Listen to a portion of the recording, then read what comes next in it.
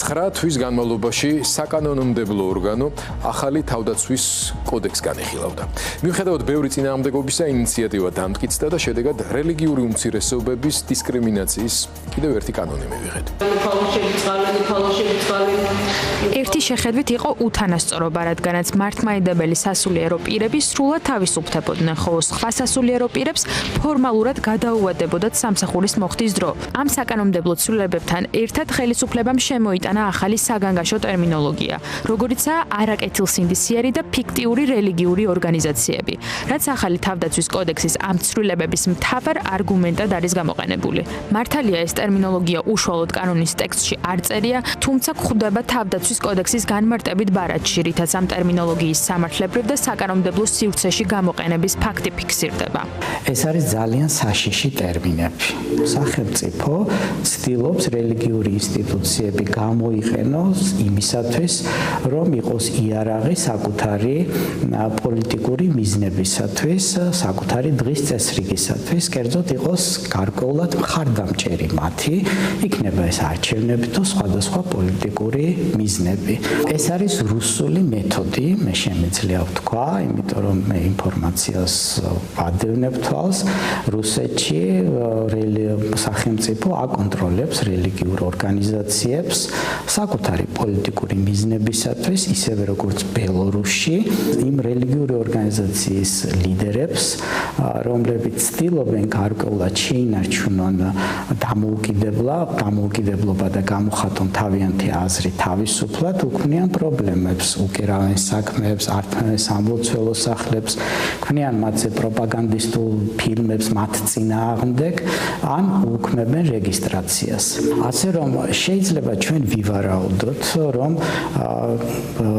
ფიქტიური რელიგიური ორგანიზაცია ან არაკეთილსინდისიერი რელიგიური ორგანიზაცია შეიძლება აღმოჩნდეს ის რელიგიური ორგანიზაცია, რომელიც უბრალოდ არ არის ლოიალური სახელმწიფოს ან მმართველი პარტიის მიმართ. ახალი თავდაცვის კოდექსის მიხედვით სამობილიზაციო რეზერვის აღრიცხვის მიზნით რეზერვის სიაში ჩაიწერება ინფორმაცია პირის აღმსარებლობის შესახებ, რაც გულისხმობს 18-დან 60 წლამდე ყველა მამაკაცის აღმსარებლობის შესახებ პერსონალური ინფორმაციის შეგროვებას. ეს კი განსაკუთრებული კატეგორიის პერსონალური მონაცემებია. ეხლა შეიძლება კაცმა თქვას, რომ რა მოხდა, მე რაღაც რელიგიას ეკუთვნი და მიიტყვი, რომ იმ რელიგიას ვეკუთვნი.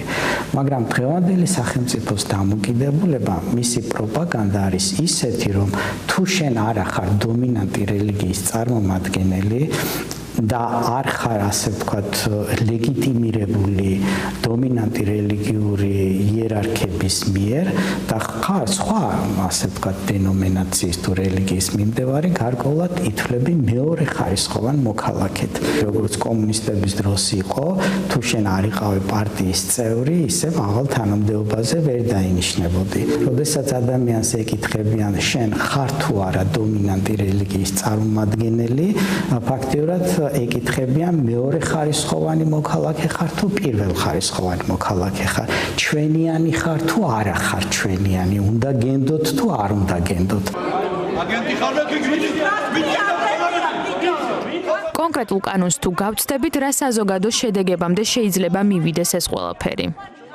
როგორია გზა დისკრიმინაციიდან კონტროლამდე?